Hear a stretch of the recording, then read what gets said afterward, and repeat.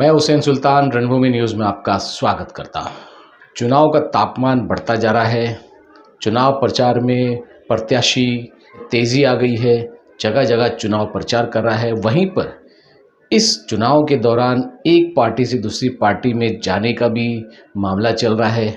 आपको बता दें कि मुमरा कौसा शहर के आरटीआई एक्टिविस्ट आरिफ इराकी, जो हमेशा समाजी कामों में और ख़ास करके जो मालूमात हासिल करने के लिए उनको जाना जाता है, उन्होंने देश के हालात को देखते हुए डॉक्टर जितेंद्र अवार्ड, जो शरद चंद्र पवार पक्ष के उम्मीदवार हैं, उनकी पार्टी में प्रवेश किया है।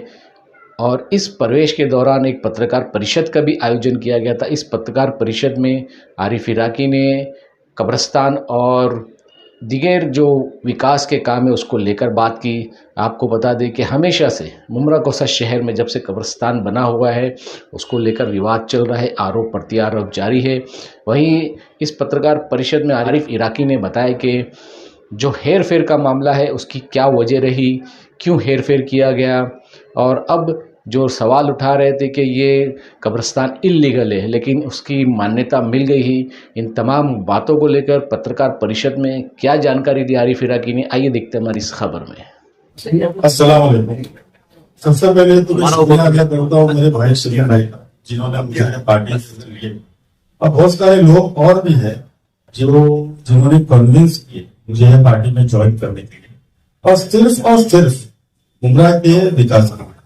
जैसे सब पत्रकार तो यहाँ जाते मुमरा के विकास के लिए, मुमरा के मुद्दों को लेके, मैं यहाँ से लेके हाई कोर्ट तक लड़ता हूँ, मगर मैं कहीं ना कहीं मुझे ये समझ में आया कि सिस्टम से लड़ना इतना आसान नहीं है। मैं पिछले 15 साल से लड़ रहा हूँ और सिस्टम से लड़ रहा हूँ, तो सिस्टम से लड़ना इतना आसान नहीं है। सिस्टम से लड़ने के लिए सिस्टम के अंदर जाना जरूरी है। हमारी जो बेसिक सुविधाएं है ये हमको सिस्टम प्रोवाइड करती है, और सिस्टम जो हमको बेसिक सुविधाएं प्रोवाइड करती है तो उसके अंदर जाके उसको यहाँ लेके आने के लिए कोई ना कोई जिम्मेदार चाहिए।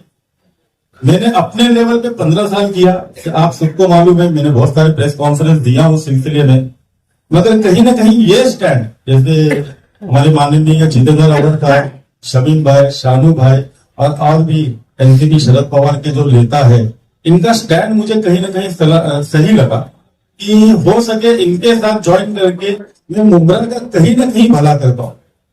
भला तो बहुत हुआ है, विकास तो बहुत हुआ है, रोड बने, गटर बने, नाले बने, हॉस्पिटल बना, स्टेडियम बना, सब बना है।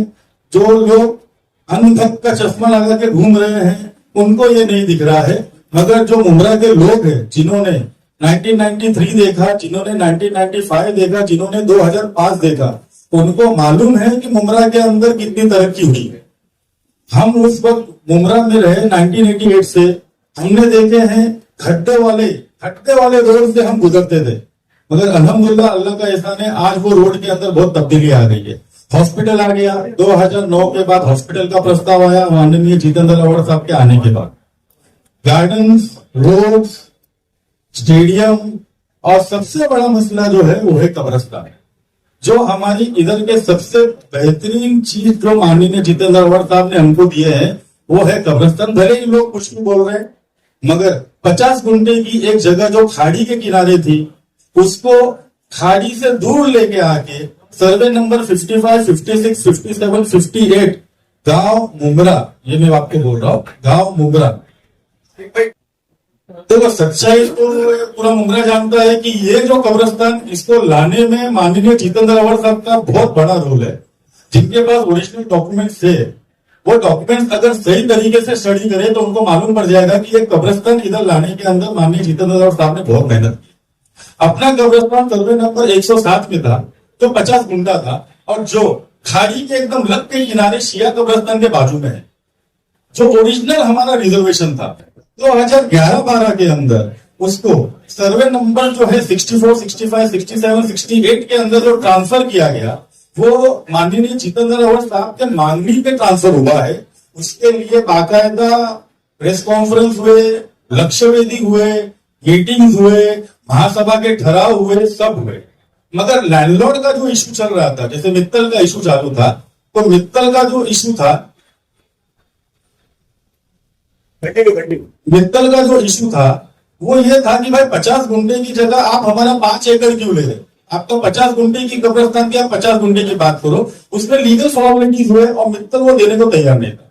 बाकायदा रिटन स्टेटमेंट है मित्तल का जो उसने थाने म्युनिसिपल कॉर्पोरेशन के अंदर फाइल किया हुआ है। वो रिटन स्टेटमेंट की वजह से वो वाला कब्रिस्तान फूका। बाद में जब जायसवाल साहब इधर आए और मित्तल के कुछ प्रपोजल अप्रूवल की बात आई, एक वीपी नंबर हुआ S09005915, इसके अंदर रिलोकेशन की बात हुई। उसके अंदर वो कब्रिस्तान वहां से उठ के 55, 56, 57, 58 की जगह पे दिया गया। और वो देने के बाद 7/12 जो है, देखो कोई भी होता है, कोई भी जगह होता है, उसकी लीगल फॉर्मेलिटीज पहले क्लियर करनी पड़ती है। 2016 के अंदर वो कब्रिस्तान की जगह थाने म्युनिसिपल कॉर्पोरेशन ने पहले पोजीशन रिसीट के तहत अपने अंडर ली। वो पहली पोजीशन रिसीट जो होती है वो टेम्परेरी रिसीट होती है, जो लिया जाता है इसके लिए कि उसके बाद टीएलआर करना है, सर्वे करना है, डॉक्यूमेंट रजिस्टर करना है, और उसके बाद जो एक्चुअल जगह आएगा उसका रजिस्ट्रेशन होके उसका फाइनल टीडीआर मिलेगा। 2023 तक वो पूरा प्रोसीजर चला, मगर हमारे शहर की जरूरत थी। वो जरूरत की वजह से 2019 में जब पहला पोजीशन हमको मिला तो हमने कब्रिस्तान हमारे माननीय जितेंद्र अवार्ड साहब ने चालू कर दी।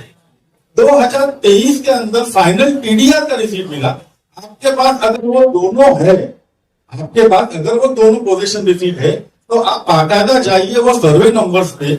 सर्वे नंबर 55 का अलग एरिया आएगा, 56 का अलग एरिया आएगा, 57 का अलग एरिया आएगा, 58 का अलग एरिया आएगा।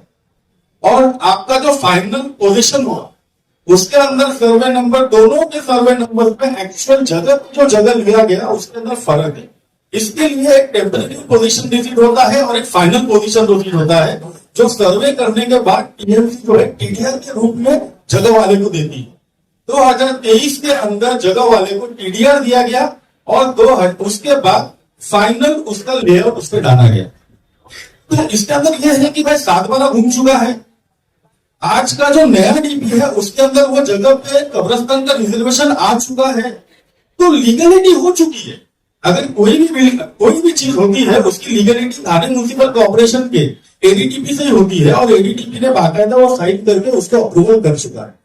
तो रफीक भाई ये बात तो आपको मैंने क्लियर कर दिया कि भाई वो कब्रिस्तान लीगल है।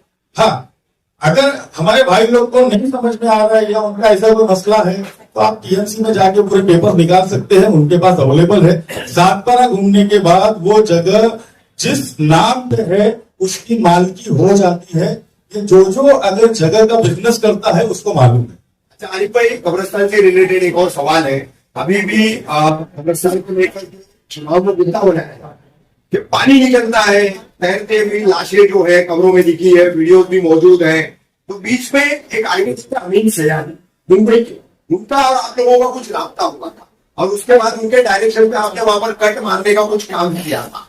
क्या उसकी पूरी जानकारी है, और उससे कब्रिस्तान पे पानी इकट्ठा होने की जो शिकायत थी उसको लेकर के क्या सिचुएशन रहेगी? आपने उधर एक्चुअल काम किया है, जमीन पर जाकर काम किया, तो उसके ऊपर क्या होगी? अमीन सयानी साहब जब आए थे इधर तो मेरे को बुलाया गया था उधर। देखिए ऐसा है, बेसिकली मैं भी बीई सिविल हूँ, बैचलर ऑफ इंजीनियर सिविल हूँ मैं, तो वो हिसाब से मेरे को उधर बुलाया गया था।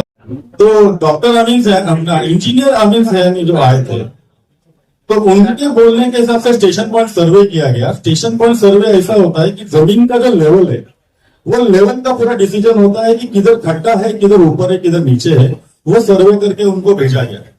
दूसरा, वो जो काम हुआ है, ओरिजिनल फोटोज, ओरिजिनल वीडियो जो हमारे पास आए, आज का ग्राउंड लेवल से 8 फुट अंदर जाके उसके अंदर बाकायदा रिटेनिंग वॉल चारों तरफ से खड़ा किया गया। जब चारों तरफ से रिटेनिंग वॉल खड़ा किया है तो नेचुरली गटर का पानी अंदर आना प्रैक्टिकेबल नहीं है, ये सिविल होने के नाते मैं बोल सकता हूँ। और ये पानी का जो मसला था, तो कैसा होता है, किसी भी टीएमसी बिल्डिंग के अंदर एक चीज होती है, स्ट्रॉन्ग वाटर ड्रेन बनाया जाता है जिससे बारिश का पानी बाहर निकले। मगर कब्रिस्तान के अंदर स्ट्रॉन्ग वाटर ड्रेन नहीं होने की वजह से बारिश का पानी वो अंदर रुक जाता था, और जब कबर खोदा जाता था तो वही पानी जो है हमको कबर में मिलता था। तो जब ये पूरी सर्वे हुआ, सब हुआ, हमको जब मालूम पड़ा तो हमने बाकायदा कोर मारे सेंट्रल की तरफ बाकायदा कोर मारे हमने। 2 फुट का एक कोर है और 9 कोर मारे। अब रिसेंटली जो बारिश हुआ था उसके अंदर हमने जाके जब चेक किए तो वो कोर ने पानी पकड़ लिया है। तो इससे ये चीज हो गया कि कब्रिस्तान का पानी बारिश का जो अंदर रुकता था, जिसकी वजह से कब्र को तकलीफ होती थी, पानी मिलता था, वो ये कोर के जरिए धीरे धीरे जो बाहर निकलेगा। तो इंशाल्लाह अल्लाह का एहसान रहा तो मैं सोच रहा हूं कि अगले बारिश में अपने को कब्रिस्तान के अंदर पानी नहीं मिलेगा। और भी कोई सवाल है आपका? और आप कंटिन्यू करो भी आगे। आपका ये सवाल खत्म हो गया तो मैं बोलूंगा। अवैध साहब को जोड़ने का मेरा मेन मकसद ये है कि लोग जो विकास की बात कर रहे सब कर रहे, मेरा वजूद अगर जिंदा है तो मेरा विकास है। मगर आज का जो माहौल चल रहा है, हम मुसलमानों का वजूद ही खत्म किया जा रहा है, तो मेरा जो वजूद ही खत्म रहेगा तो मैं क्या करूंगा आगे? तो सिर्फ और सिर्फ मैं मेरे वजूद को जिंदा रखने के लिए मैंने अवर साहब का दामन पकड़ा हूं और इंशाल्लाह मैं चाहूंगा कि अवर साहब मुझे लेके चले, मैं भी अवर साहब को लेके चले। चलो, अस्सलाम वालेकुम।